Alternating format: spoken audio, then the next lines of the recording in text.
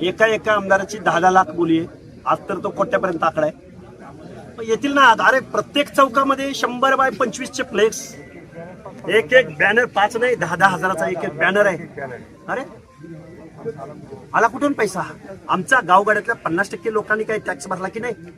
आमच्या काही खिशातले पैसे तिथं आले की नाही? तुमची यात्रा मुंबईपर्यंत जाणार आहे अशीही आम्हाला माहिती मिळाली. मुंबईपर्यंत काय, दिल्लीपर्यंत आहे. ओबीसी जागा झाल्यावर वाहून जातील हे सगळे.